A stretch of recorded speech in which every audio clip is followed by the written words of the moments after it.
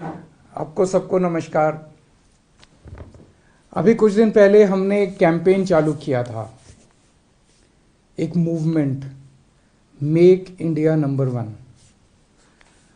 130 करोड़ लोगों का सपना है कि भारत दुनिया का नंबर वन देश बने।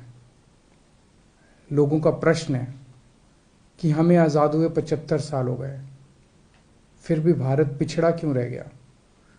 कितने देश हमसे आगे निकल गए। आज जब दुनिया में कहा जाता है कि भारत एक गरीब देश है, भारत एक पिछड़ा देश है, बहुत तकलीफ होती है।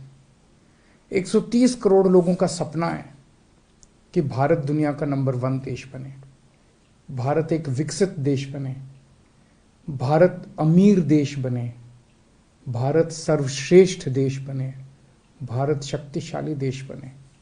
130 करोड़ लोगों का सपना है। 75 साल में इनके भरोसे आज भारत, इन्हीं लोगों की वजह से, इन्हीं पार्टियों, इन्हीं नेताओं की वजह से भारत पिछड़ा रह गया। और अगर इनके भरोसे छोड़ दिया तो अगले 75 साल और भारत पिछड़ा ही रह जाएगा। अब 130 करोड़ लोगों को साथ आना पड़ेगा, 130 करोड़ लोगों का अलायंस करना पड़ेगा, 130 करोड़ लोगों को एक टीम की तरह, एक परिवार की तरह हम सब लोगों को मिलकर मेहनत करनी पड़ेगी। और अगर 130 करोड़ लोग मिल जाएं तो भारत को दुनिया का नंबर वन देश बनाने से कोई नहीं रोक सकता। यही हासिल करने के लिए मैंने ऐलान किया था कि मैं पूरे देश की यात्रा करूंगा। मैं हर राज्य में जाऊंगा, लोगों से मिलूंगा और लोगों को इस मूवमेंट से, इस आंदोलन से, इस कैंपेन से जोड़ने की कोशिश करूंगा। कल मैं इसकी शुरुआत कर रहा हूं।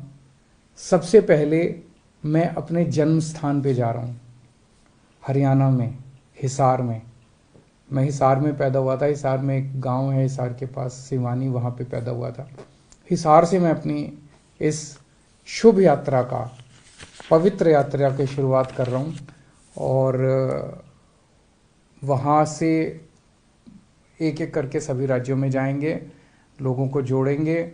जो जो लोग इस आंदोलन से जुड़ना चाहते हैं, make India number one campaign से, हमारे को इस नंबर पे मिस कॉल करके आप जुड़ सकते हैं। 95100100 95100100 इस नंबर पे मिस कॉल करें और आप हमारे साथ जुड़ जाएंगे।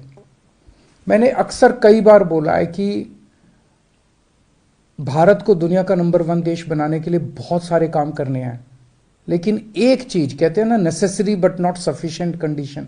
नेसेसरी कंडीशन ये है कि जब तक हमारे देश के हर बच्चे को अच्छी से अच्छी शिक्षा नहीं मिलेगी, शानदार शिक्षा नहीं मिलेगी, फर्स्ट क्लास शिक्षा नहीं मिलेगी, जैसे अमीरों के बच्चों को प्राइवेट स्कूलों में जैसी शिक्षा मिलती है वैसी शिक्षा इस देश के हर बच्चे को, चाहे वो मिडिल क्लास का हो चाहे वो गरीब हो, उसे अच्छी से अच्छी शिक्षा नहीं मिलेगी और फ्री में शिक्षा नहीं मिलेगी, तब तक देश आगे नहीं बढ़ सकता। 1947 में हमारा देश आजाद हुआ। उसके बाद से हमने कई इलाकों में, एक क्षेत्रों में तरक्की तो की है, लेकिन एक जो सबसे बड़ी गलती रह गई देश आजाद होने के टाइम पे, जैसे ही देश आजाद हुआ था, हमें सबसे पहला काम ये करना था, गांव गांव के अंदर शानदार सरकारी स्कूल बनाने चाहिए थे। कोने कोने के अंदर शानदार सरकारी स्कूल बनाने चाहिए थे।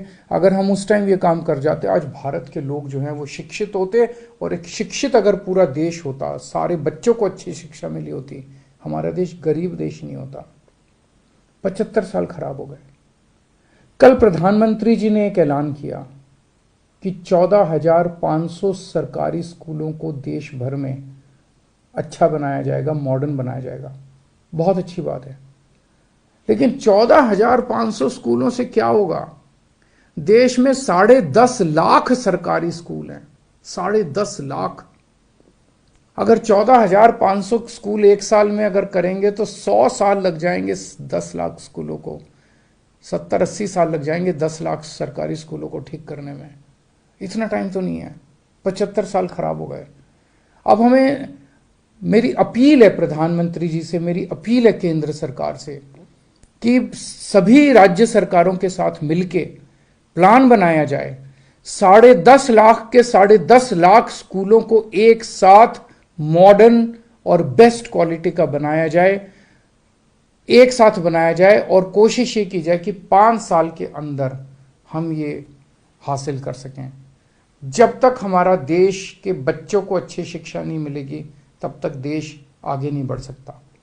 आप दुनिया का कोई भी डेवलप्ड कंट्री उठा के देख लीजिए, कोई भी विकसित देश उठा के देख लीजिए, जापान है, फ्रांस है, यूरोप का कोई भी देश है, इंग्लैंड है, अमेरिका है, कनाडा है, कोई भी उठा के देख लो।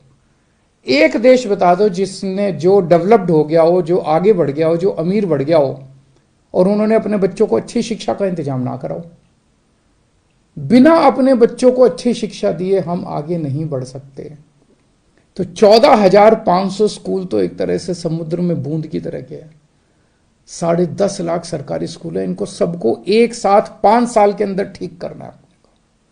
नमस्कार।